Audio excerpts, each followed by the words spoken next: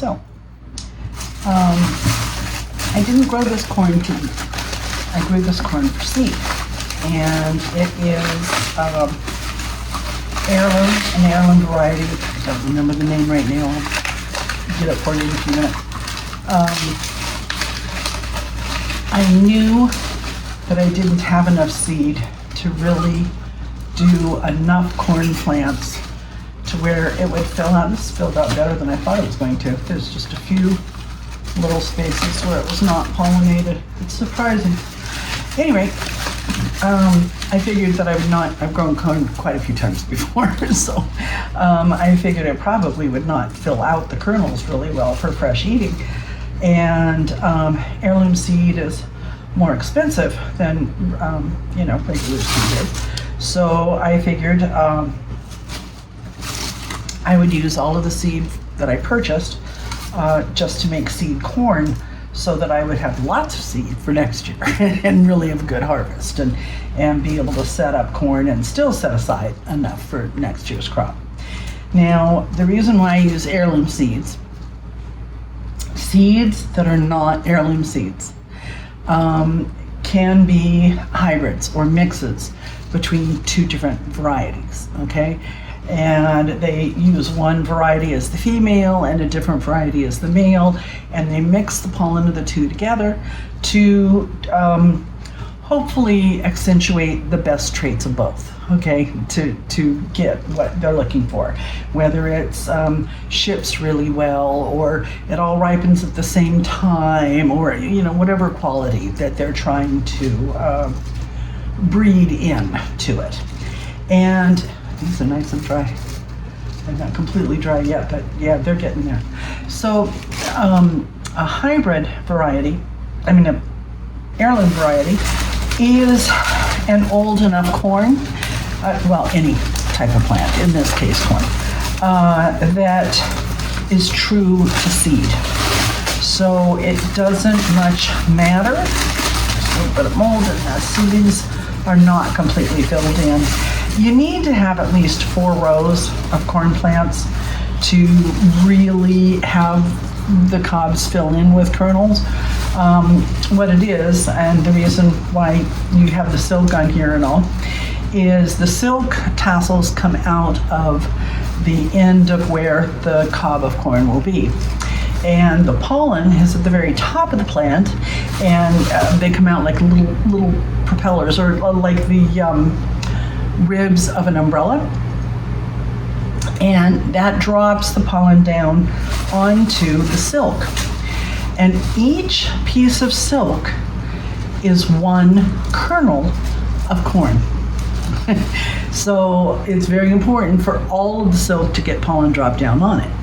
Now, in our area, we have a lot of wind, and we have a lot of morning humidity, which sometimes make the pollens not fall very well. They get kind of sticky and clumpy. And they recommend, when you grow corn for a crop, that you grow at least 4 rows, even in a home garden, so that there can be proper pollination.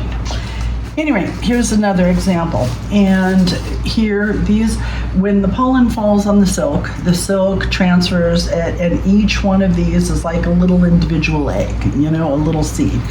And each kernel represents a piece of silk that was pollinated properly. Now, this one, I would guess, because we only had 5?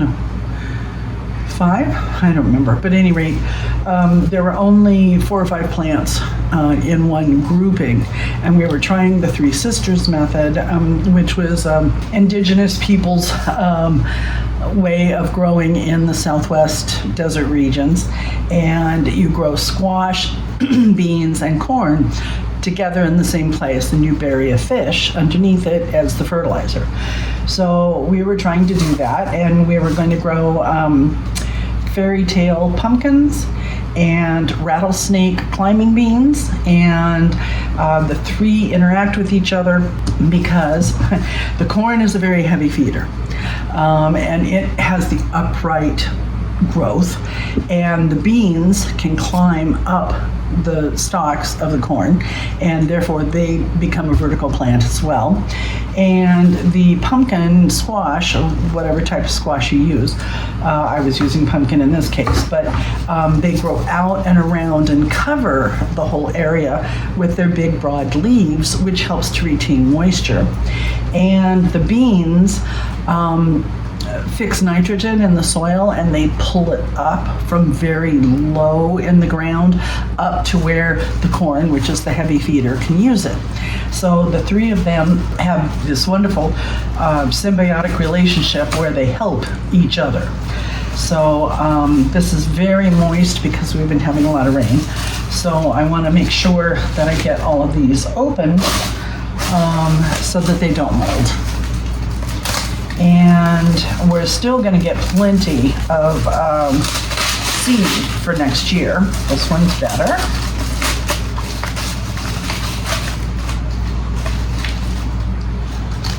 Now, I knew the amount of seed that I bought was not enough to grow corn properly, to have really good pollination, especially not in a windy area where it's got very humid mornings, like right on the beach. We're not on the beach in this location. I have a bit of vegetation in between me. I'm about, if you were thinking of city blocks, maybe a block and a half, city block and a half away from the actual water. With a lot of vegetation in between to block the salt breeze. And see, this one filled out much more nicely, and we'll have, it wouldn't have been that great for an eating, cob, but it's going to be great for seed. Now, one of the main problems with gardening here is there's nothing but sand, in the soil. And okay, this one is not pollinated. Okay. I'm gonna put those in the compost. But the people that owned this property that I'm buying it from, she wanted to be able to garden, and she wanted this to be her forever home.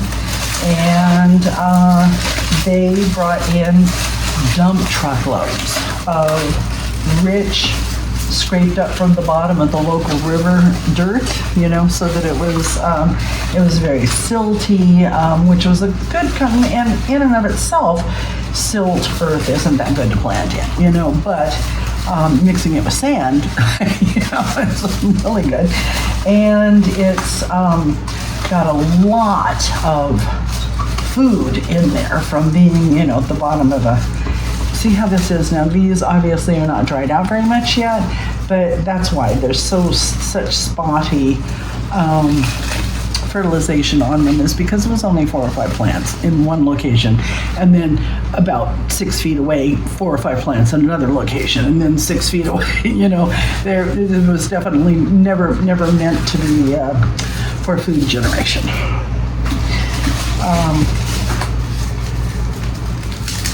And the whole putting a fish underneath it is certainly wonderful here. I'm right where the closest little town to us is called Boca del Rio, or mouth of the river. So I have freshwater fish and saltwater fishermen all very, very close to me. And we eat a lot of fish. And I have an arrangement with some of the guys where the parts of the fish that they would never be able to sell, I have offered to purchase. Okay, that's got a mold. Alrighty, we're done with that. Let's see.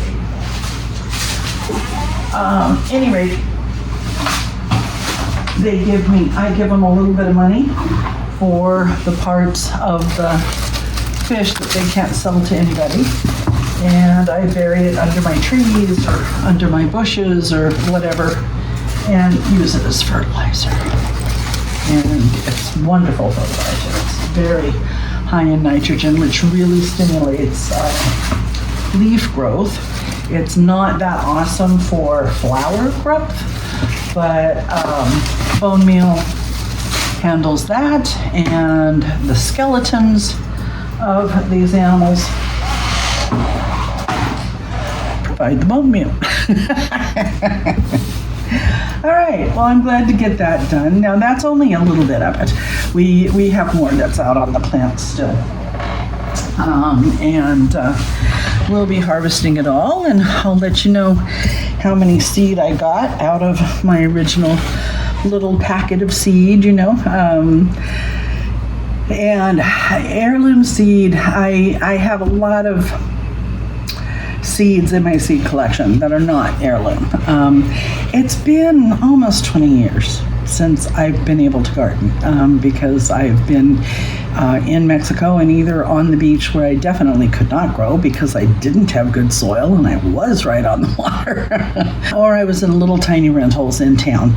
Now, we did have one rental where we had a little garden in the back, and we have some pictures and stuff of it. We grew cherry tomatoes and, radishes and a few things, some lettuces, spinach. But it still was, very small. And I'm just really looking forward to it and getting back into the swing of things. And there's some stuff that I forgot because it's been a long time since I've done it. So it's really exciting. I purchased some seeds that were not heirloom seeds at the beginning, and I have some of them, but from now on, and for about the past almost a year, I'm only buying heirloom seeds because I want to be able to save at least one of whatever, like one pumpkin or one zucchini or whatever, and save the seed from year to year so that when I buy a variety of a vegetable, I never have to buy that variety seed again, And if you're clever about it, you can do that. You can buy one packet of an heirloom zucchini seed and just let one zucchini grow bigger, and like they get really huge and they're really fibrous and there's big seeds in them, so everybody grates them up and uses them for zucchini bread instead of eating fresh. But all those seeds, you dry them out and package them well in an airtight container, with a moisture absorber, and they'll definitely be good seed for next year. So that's just a little bit on the corn, and thanks for spending some time with me, and I love that you're here, and wherever you are, I've said before, I'm Irish by blood. I was Italian by marriage because I was married to an Italian for 43 years, and so I've got a lot of Italian cooking in me. I was American by birth, but I've lived in Mexico for the past almost 20 years, so I'm definitely a World Wide Web kind of girl.